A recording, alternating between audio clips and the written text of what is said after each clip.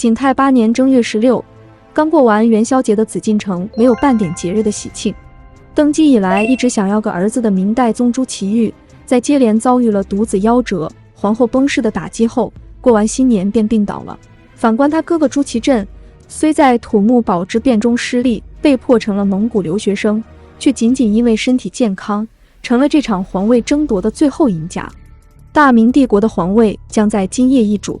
按照事先商定好的计划，总负责人徐有贞找来了掌管宫中宿卫的石亨，拥有兵权的张哲，以及掌管皇帝仪仗的太监曹吉祥，让他们赶紧率兵赶往南宫。石亨打开宫门，支开守卫，张哲带兵护卫，迎立太上皇朱祁镇复辟。一切准备就绪，朱祁镇被他们接出南宫，登上步辇，向阔别多年的乾清宫奔去。这场被称作夺门之变的兄弟阋墙事件，成就了朱祁镇梅开二度的帝王传奇。而听闻消息的朱祁钰已病重将死，给不出什么回应了。需要说明的是，朱祁钰本人没有几天可活，他又没有儿子来继承。如果朱祁镇没有整这一出，皇位会天然落到朱祁镇的儿子朱见深头上。换句话说，朱祁镇抢的不是弟弟的皇位，而是自己儿子的皇位。与所有新登基的皇帝一样，复辟后的明英宗朱祁镇玩起了帝王权术，只是他玩得更溜，毕竟第二次登基，老有经验了。除了改景泰8年为天顺元年，他还好好封赏了身边的功臣。在他的安排下，所有参与夺门之变的人均有拥戴之功。可要是只讲不罚，如何破旧立新？于是明英宗天顺朝的政治大清洗开始了。那些曾经陷害过朱祁镇或长子朱见深的人，如进伐南城戍的太监高平、前锦衣卫指挥使卢忠等人好处理，直接逮捕下狱。然而曾经指挥过北京保卫战的名臣、拯救国家的英雄于谦怎么办？于谦和内阁大学士王文与朱祁镇本人并无直接的矛盾，但他们都是前朝皇帝朱祁钰信任的重臣。为了给天顺一朝立威，这些曾经挽救国运的人就被献祭了。帝国朝堂之上，想要于谦死的人不只是明英宗，还有夺门之变的头号大功臣徐有贞。土木之变发生后，他进言要朝廷南迁，谁知这个建议不仅没有得到朱祁钰的认可，还遭致于谦的痛骂。而后徐有贞花大力气取得于谦的谅解，于谦不计前嫌，为他举荐官职。但朱祁钰却直接给出否定意见，说此人心术不正。由此，徐有贞与对于谦、明代宗朱祁钰之间的不共戴天之仇算是结下了。早已准备妥当的徐有贞亮出了一个他自认为必杀于谦等人的好理由，污蔑于谦等人试图拥立旁支藩王继承皇位。在明朝，谋立外藩等同谋朝篡位，这种罪名一旦坐实，不管于谦曾有多大的救国之功，那都是一个死字。可徐有贞犯傻，一心想破旧立新的明英宗却不傻。在塞外喝了1年西北风，回京后被弟弟关了6、7年的明英宗，早已不是当初那个政治白痴。明英宗想要的不过是名正言顺的继承皇位，就像他敬爱的曾爷爷朱棣当年进南京城杀方孝孺一样，于谦就是朱祁镇为自己的复辟特地准备的方孝孺第二。杀方孝孺还能用谋反这种理由吗？在后世流传的史书描述之中，明英宗颇感犹豫，声称于谦时有功。这一幕让如今很多人以为这是明英宗生出惋惜于谦之心，但实际上明英宗只是在提醒他身边的爪牙，朕要的是一个名，其他的不重要。经皇上这么一提醒，徐有贞终于说出了决定于谦生死的那句话：不杀于谦，此举为无名。很显然，这个答案正合皇帝胃口。正所谓师出有名，当年朱棣篡侄子皇位打的是靖难的旗号，虽然至今仍受指摘，好歹有个理由。夺门之变算什么？恐怕朱祁镇自己也说不清楚。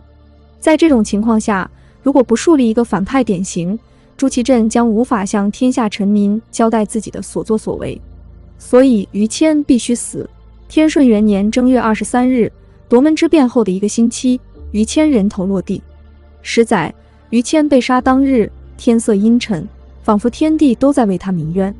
他拼死守护的帝国，忠心爱护的君主，反倒成了夺走他生命的刽子手。明英宗的下一步是思考如何安置先帝朱祁钰。天顺元年2月初1，明英宗颁诏废黜了朱祁钰。在这份诏书中，朱祁钰被形容成性本枭雄之徒，说他谋夺皇位实在是不孝不悌、不仁不义，神人共怒。没多久，朱祁钰就死了。各类野史怀疑朱祁钰是被毒死的，而那些公认的正史则更倾向于朱祁钰是病死。从明英宗的角度来看，一个早已掌握实权的皇帝，此时已无需再暗杀一个活死人了。朱祁钰之死，宣告了明英宗面对的前朝问题基本都处理妥当了。接下来，他需要思考自己第2届任期内所要解决的国家问题。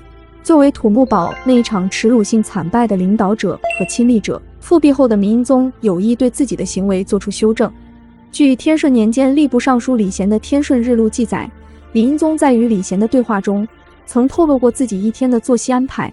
复辟后的明英宗每天半夜起床，先批阅奏章，再到祖宗牌位前忏悔，然后上早朝，退朝后继续到文华殿办公，中午休一下，接着继续批阅奏章，召见大臣，直到晚上睡觉。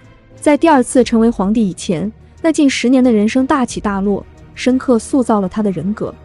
复辟后的他意识到皇位来之不易，故无论他的勤政是做做样子，还是真心悔过，目的都是想要好好守住大明江山这份家业。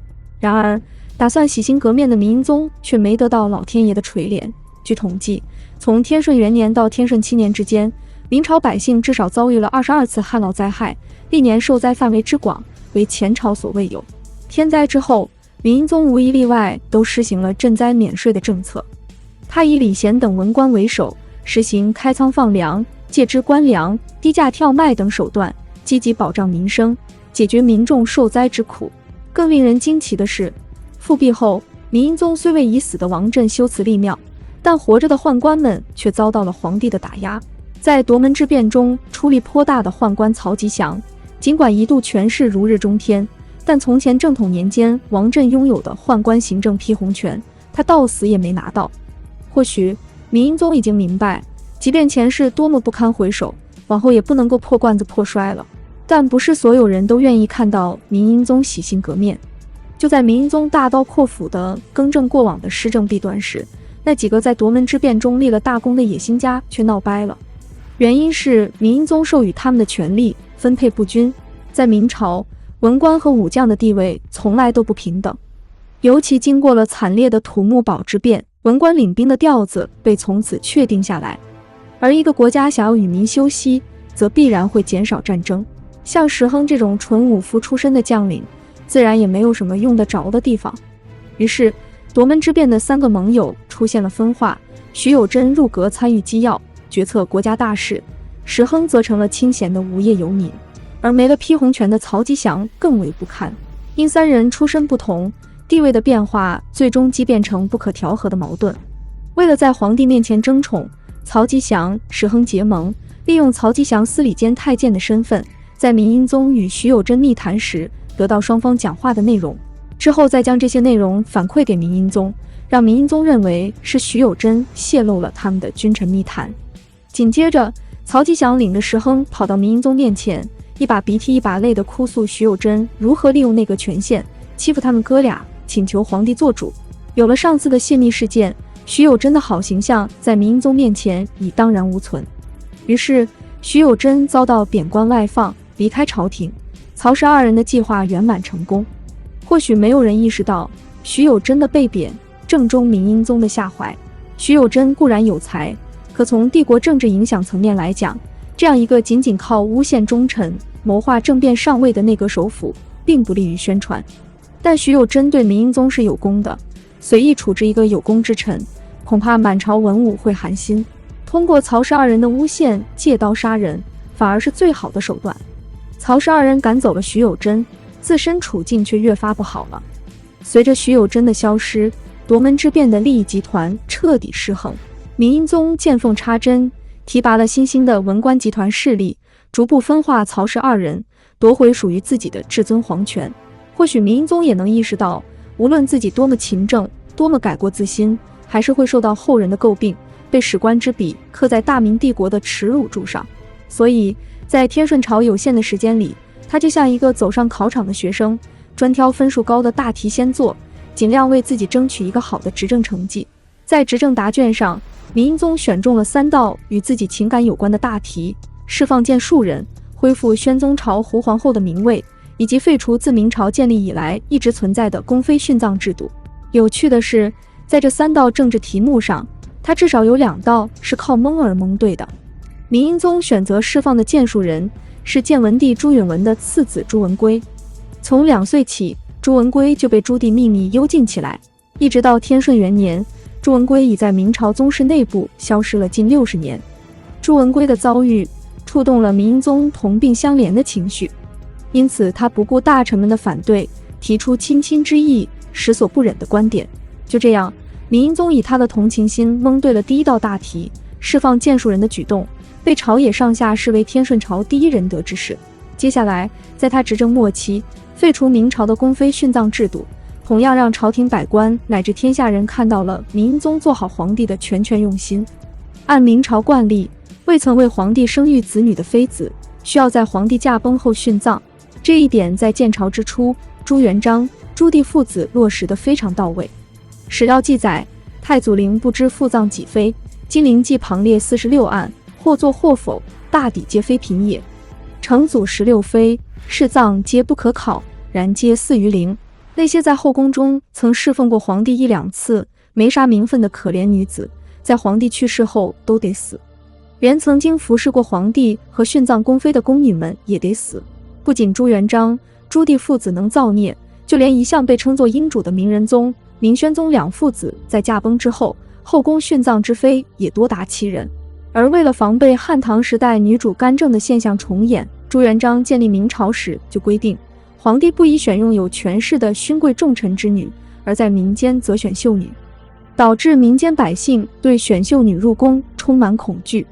此外，殉葬的风气蔓延至明朝诸藩宗室。明史《诸王传》记载了诸多藩王的宫训情况，可以说宫训影响弥害天下，因此废除宫训势在必行。但真正触发明英宗决心废绝宫训，并非完全源自社会的因素，他的发妻前皇后才是令他最终废除宫训制度的关键。英宗被俘后，前皇后毫不犹豫地将自己所有钱帛财物献出来，希望朝廷能早日赎回自己的丈夫。当明英宗被幽禁在南宫时，她又义无反顾地选择与丈夫共度难关。在长达数年的精神与躯体的双重折磨下，前皇后瞎了1只眼，瘸了1条腿。最悲惨的是，因战争及政局等各种原因，前皇后与明英宗始终未有儿女。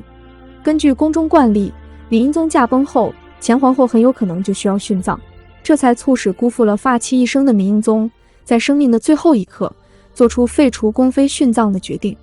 天顺8年正月16，夺门之变后整整7年，像是冥冥之中自有安排。38岁的明英宗朱祁镇在这一天驾崩，临终前他留下遗言，要前皇后逝世后与他合葬。明英宗一生犯过很多大错，从第1次当皇帝的荒唐与鲁莽，到第2次当皇帝后冤杀于千，都逃不过历史的公正之笔。但在此之后，他确实变了。从王朝的基础民生到后宫私生活的无微不至，他都像是一个认真改错的孩子。这一点从后世给他上的庙号英宗就能看出来。